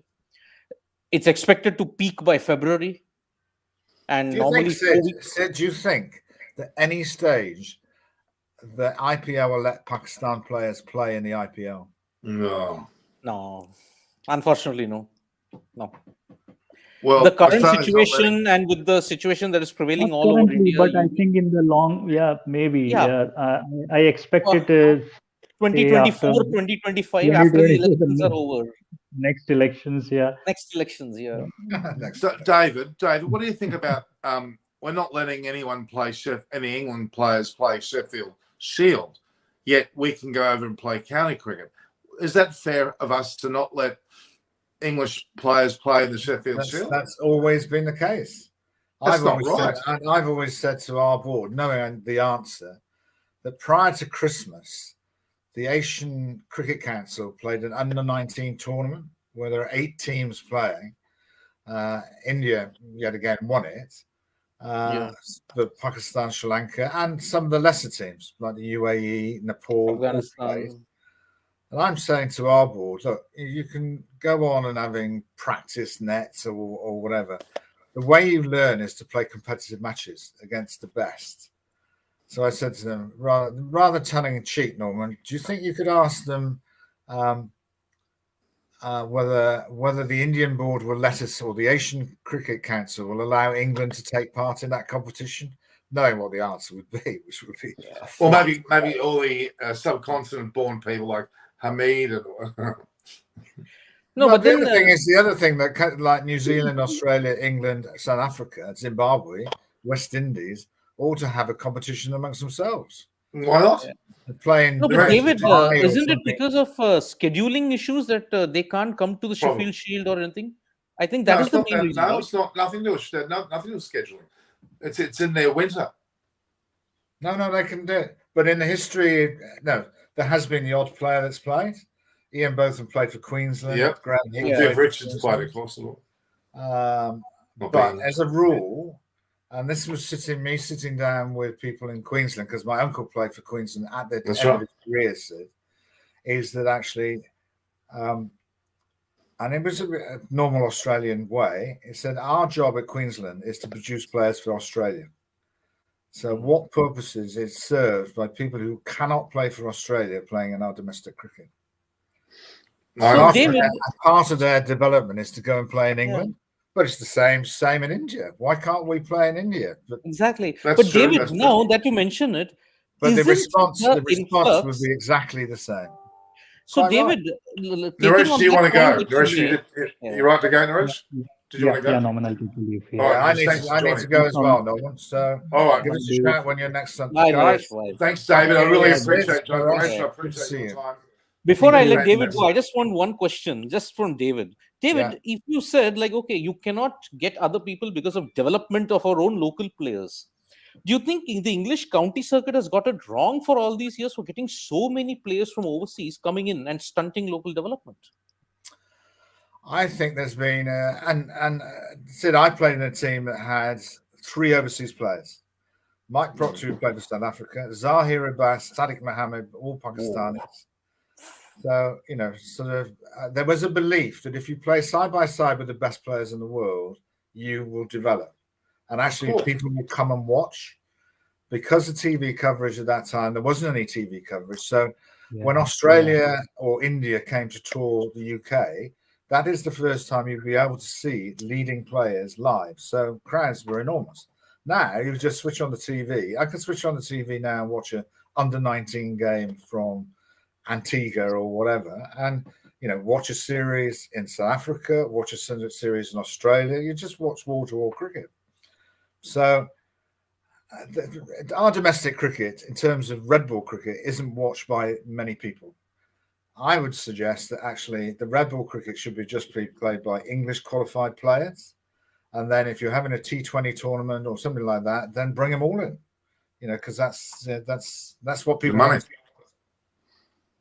So it's a balance between the two, but our players aren't going to develop. They need a world experience, and there's I saw an article with a Lancashire League club. One year they had Mark Taylor playing for them.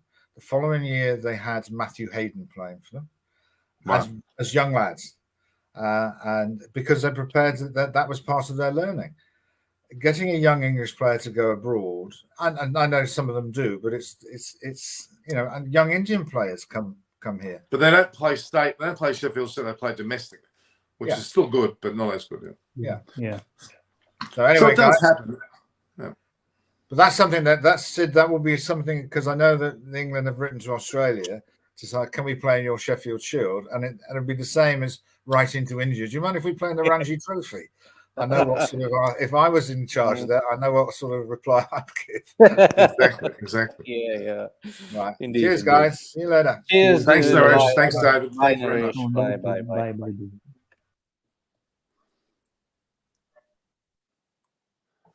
Just so while I've got you here, David's obviously very insightful. He's not letting us know too much, but he's been approached not to be the chairman, but I'm sure they're going to blind Freddie can tell you they're going to go back to the similar structure. You cannot have a selection panel being the coach only. That just doesn't work. England has suffered big time. Pakistan suffered big time. Misbah was the chief selector as well as the coach. What happened? It was a disaster. Exactly. You need a selector who can manage players. A coach can only improve the skill. And he's independent, not blinkered by what he's saying. That's true. That's the I problem. think it's good. Well, it's good to see us. I had COVID not long ago. I played cricket yesterday, Yeah. Bradman Oval, Bradman Oval, my God, such an amazing ground. And people like Andrew Leeming was there, who owns the Bradman House, and Rodney Cavalier, the former chairman. It was such a dignified game. It was a lot of fun. Unfortunately, we scored 248. I was not out. I went in late in the order. But then bowling, I bowled for 4 overs. I got a drop catch off my bowling. Oh, damn. We didn't take a wicket. Yikes. They were none. They passed our score effectively none for. None. Damn. Yeah. That was good fun. But at least you can play. Now here the situation doesn't look like you can play. Well, our COVID numbers, percentage-wise, have gone through. We had close to 2 million. In a population of 25 million, that's a huge slice. That's huge. That's really huge. That But is the situation will deteriorate in the coming weeks here. It's just starting, but it'll deteriorate in the coming weeks. And I had a bad thing yesterday. My mother fell over and cracked her pelvis and her hip. She's in hospital. Damn. But she's had a few falls, the third fall now. So she's 90, so it's going to happen. That's the problem. That's the problem. But she's tough as nails. All right, Siddharth, it's been fantastic. But you're just, okay. I believe highly in Kohli. People they've got to be careful not to disparage a man that has done so well over a long period of time. And his record, he's the most capped captain, the most successful percentage-wise. We need to talk about that. We should be forgetting for a moment, this BCCI problem, and he talked to a microphone about this. Okay, he did those things wrong. But in terms of he has changed the very fabric, as did Dhoni, of this winning nature of the Indian team. You can't deny that. I mean, especially with Test cricket, in particular Test cricket, he's changed them. All formats you look at it. I mean, India were number 7 when he took over. They're now the number 1, and with the confidence of winning consistently everywhere. And we don't expect anything else but wins now from India. Yeah, but I think the problem with Kohli is, since his wins are so spectacular, his losses have also been spectacular. Yeah. If he was consistently being knocked out, say in the quarterfinals or this thing, it's okay. Maybe there is a problem, there is some issue, but getting knocked out in the finals, losing against the South African team that you had no business of losing against, hurt him big time. I think they should have smashed South Africa. Yeah, but I think the ultimatum was set. It was like this. The sequence of events is like this. Kohli's communicated that you cannot be the ODI captain anymore because split captaincy does not work in India. Kohli just takes it. He's seething from the inside. Before he leaves, the miscommunication problem.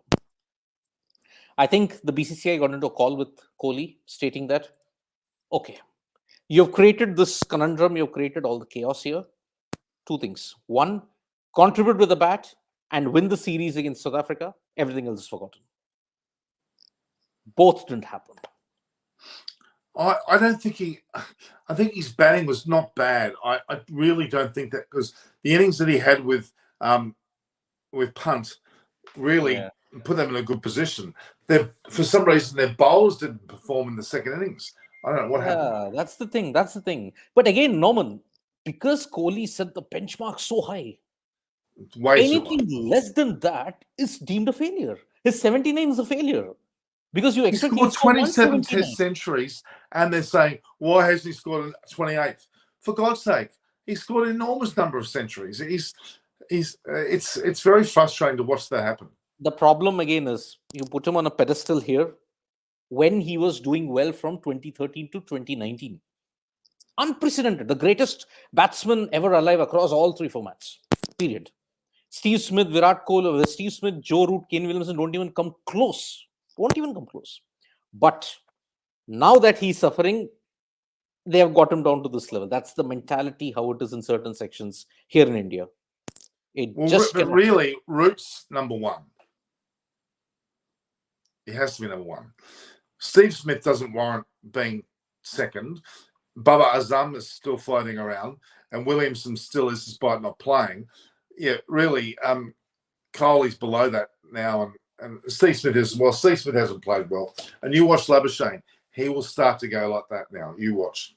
Yeah, I think he's not scored a century overseas, Labuschagne. So the Pakistan tour is going to be a massive thing for him. He has to prove it. If he doesn't, then you're just a home track bully. Then I think Australia are going to be a bit too expectant to do well because they've had a good time in Australia in the World Cup. They're going to get their pants pulled down at Pakistan. I reckon Pakistan will give them a nice old touch up. Shaheen, you got Naseem Shah, you got Yasir Shah. You got a good combination there, and Australia don't do well against spin and reverse swing. And the batters too. The batters too. I mean, but the thing is, Australia, I don't think Pat Cummins will really know how to handle being a captain in the subcontinent. He hasn't got that depth of experience. He had it pretty easy in Australia. He had a shitload of good bowlers that were going to come on deck, and he didn't have to do very, including himself, of course. But Norman, no Australian captain has ever gotten the key to the subcontinent well. Richie Benaud was an exception. Bob Simpson was an exception. Yeah. But even Border struggled. Border, I think, won just one test. Ponting never won any test as captain in India. Never. So this Asian conundrum is a huge issue for Australia. I mean, let me look at it India. 2008 till now. 2-2-4-2. They have lost a total of 10 tests out of 12. No, not 12. Out of 4-2. They have lost total 14. 10 out of 14. And the last time they were in Sri Lanka, they got smacked as well. 3-0. Pakistan 2-0. Bangladesh 1-1. They lost even in Bangladesh. I reckon Pakistan, and it's probably also because they've been on such a high, having won the Ashes. They're going to be a lot of players are probably reluctant to go to Pakistan as well. I know Stark is, and I think a lot more are as well. Warner should be, because I reckon he'll be a bit of a target. But I hope they don't stuff that series up and Australia squeal COVID or squeal, internal battles. I want them to go ahead with that tour. Unfortunately, now the problem is, I mean, I'll always have this blot against Australia. I mean, what they did to South Africa. You abandoned the 3-test World Test Championship series against South Africa when their COVID numbers are low, but you allowed the players to come to India when there were 4 lakh cases every day in the IPL. It really exposed Cricket Australia, and for one moment, I was pretty disillusioned with a team that I've been following for 30 years. I'll honestly tell you that. I was pretty disillusioned. How could you do that? But yes, 30 years of love doesn't just go away like that, Australia and New Zealand. But yes, if there's contest between New Zealand and Australia, I support New Zealand. But on all other occasions, it's Australia. So you watch the Pakistan tour will be marred by players dropping out. You watch. Yeah. Either COVID or, whatever. And Khawaja will certainly go, but I think a lot of them will not. I bet you Steve Smith doesn't go. I bet you Warner doesn't go. I bet and Stark. And that will be and there's going to be a bit of an issue there. Well, if they have to do well in the IPL, they better go to Pakistan and prepare, because there's no better way to prepare for spinning conditions. As you said, it's money. Stark's now going to come out of the woodwork. He hasn't played the IPL for a few years. He's now in the auction. So that's hypocritical a little bit. I mean, and he, even in one of the interviews that I recorded on my show, he was very reluctant to commit to Pakistan. I've got to wait until after the Ashes.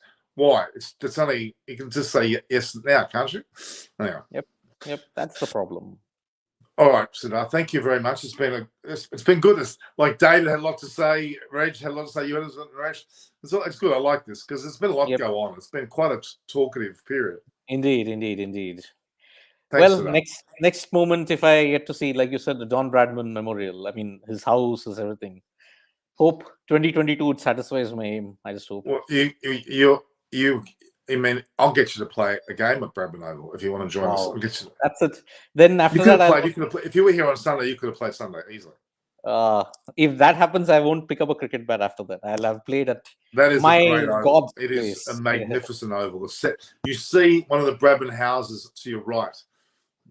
That's pretty special. I've got a to-do list to what to do. If I go to John Bradman Oval, if I go to John Bradman's place, I've got a to-do list what I have to do. Oh, you're talking to the right person, because if you want to get the full bloody, I'll take you to where he was born, where his first house is. The actual first house okay, it's only from born to 3 years old age. It's not a great time in terms of his life. But then, of course, the main house where the tank stand is, and grave sites of the family, grounds which you have to archaeologically find where he played. It's just phenomenal. Wow. It is a dead set a special tour. And I'll get Rodney Cavalier involved and Andrew Lemming, people who know it back to front. A lady, and I've forgotten her name. She's a very famous historian. We'll go to an actual little hall where Bradman won the table tennis tournament there. Oh yes, he did. Every sport he touched, every sport he had a scratch golf score. He was basically a pro. He could play tennis at a state and national level. He could play table tennis. He was every sport, especially with a ball involved, he could play. Yep. Baseball, everything. He could have been the master. But in particular, tennis and golf, he was exceptional. That's pretty amazing. It is. Great stories. Great indeed, Norman. Thanks. Thank you so much, Norman. See you later. See you tomorrow. All right, you take care. See you later. All right, ciao, Take care. Take care. Bye. Ciao. Well, it was wonderful. We had some great guests, didn't we? We had Naresh came on, Naresh Manaskani. We had Reg Vernon. We had David Graveney. We had Siddharth. Obviously, myself. We had 5 people involved today. It was a great discussion, both on where England went wrong, where the next stage for them is, obviously a bit about the Virat Kohli scenario, and a bit about world cricket as well and where that's heading. So, yeah, I think it's been some incredible movements. There's still lots to come. We've got the women's World Cup coming up in New Zealand. We've got a Commonwealth Games, so-called qualify happening now in Malaysia. And then you've got the Ashes, women's Ashes is happening, I think, starting Thursday or Friday. It's all happening at the moment. It's been quite good. Rohit will take over as Test captain too. Rohit Sharma, it's going to be interesting whether Rohit or Rahul, one of those two. Australia have the ingredients to win against Pakistan. I don't agree. I don't think Australia's got the true experience. No one has. No one's playing Pakistan for a long time, so it's very, very unlikely. All right, guys, any more questions you'd like to ask me? VK being punished for taking a stand against bigotry. Partly true. Rahul equals root and captaincy. Yeah, potentially. Okay. Any other questions? So I have all the ingredients. No, they haven't. I don't think they have. I mean, they've done well, yes, but they've been made look good by a very poor England side. At least the ticker in the England side was quite low in terms of what they did. So what are we doing time-wise? We've gone almost 2 hours. It's 11 o'clock, and it's now what time is it in India? It's just getting up to 6 p.m. Well, it's 11:22 here in Australia. Getting late for me, a bit past my bedtime. I've had a long day with my mother's broken, or at least fractured pelvis and leg area, and also pretty badly bruised shoulder from what appeared to be a very minor fall. Okay, Ashes is the most overrated series. It certainly was this time around, I must say. Another Kohli will be fully out. Manager, that's a big call. You think it will be fully out in 3 months' time? Well, I don't think so. I don't think he will be. He's too important a player, for sure. Rahul, Dhawan, Kohli, Shreyas Iyer, Punt, Venkatesh Iyer, Ashwin, Deepak. Well, okay, you got a few players in there, but a few players that need a bit. Marnus and IPL 22. Best of nature, I don't really care. I think Marnus, I'm not a high rater for him. Cummins' gesture for Khawaja was a very, very. Pat Cummins is a nice player. To be very honest with you, he is very inclusive, and I think that was a very nice thing to do. And Khawaja himself said that. Khawaja felt very included. Shouldn't have to be saying that, but he did.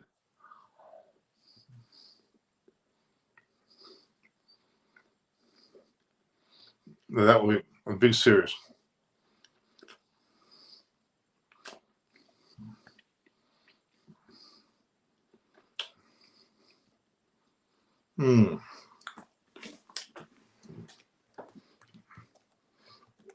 Ask some good questions, guy.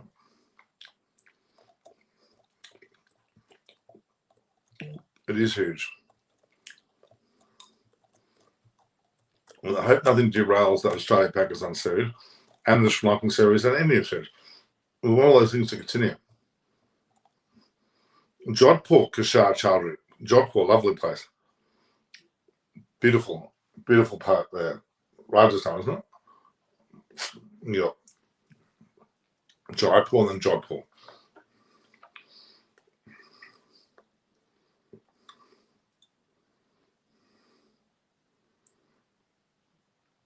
I'm interested to see what was Kohli. Kohli will retire before Anderson. That's a big call. That's a big call. Wonder about that one. Kohli retirement for Anderson doesn't want to retire, put it that way. Real test is Mars in Asia. Yeah, I think he will struggle. Big time. Right, guys, we've got almost 2 hours here. We got any last questions? And I'll be heading out. Can Ajinkya Rahane become the captain of the test team? I'd say no. His chances are gone. I think Ajinkya Rahane's days are numbered now. He already taken away from the vice captaincy, so he won't be made captain, you wouldn't think.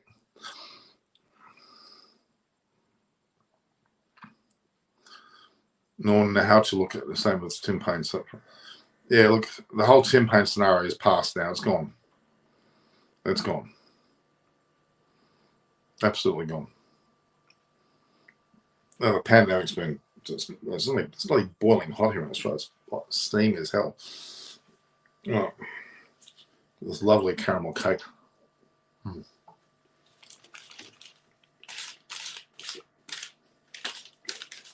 Well, guys, we have great guests on today. Naresh Manaskani, Siddharth Vishwanathan. Then we had Reg Vernon and David Graveney from England. So 2 from India, 2 from England, and 1 here from Australia. Good coverage. Shane on BCCI, I forget already, misreading. I think a little bit. Kush Brahman, hello. How do you look Tim Payne brother Stone? I didn't really look at it, and I don't really care because the whole matter's finished as far as I'm concerned. No point in going back, is there? No point in going back. How is the COVID situation in Sydney? Well, there's 2 million in Australia. We had 50,000, we had 120,000, we had 90,000. And so it's 250,000 in 3 days. New cases.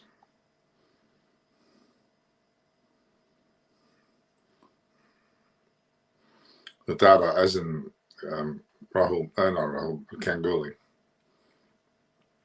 I don't know the squads for New Zealand. ODI series, I don't think it's been properly announced yet. I don't think it's been fully discussed.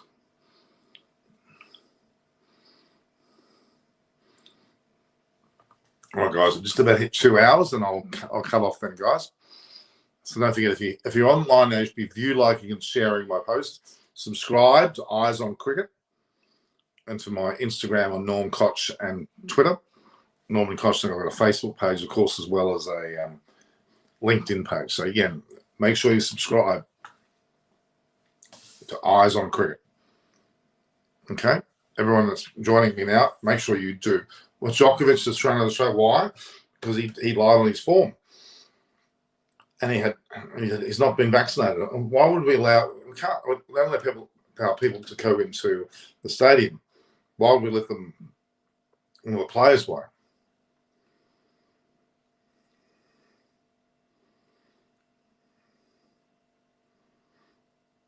All right, so Dada is Sourav Ganguly. I know that manager. Dada is not a boss, but a pawn in a much bigger game. Well put. I think that's well put. I think that's a fairly good way of saying it. All right, guys. I'll see you all tomorrow. Okay? So all the best. View, like, and share. Subscribe. Hit the notification button at Norman Koch for Twitter and Instagram. Norman Koch for, of course, my Facebook and my LinkedIn. Yeah, Novak's, forget Novak. I'll see you all. Bye.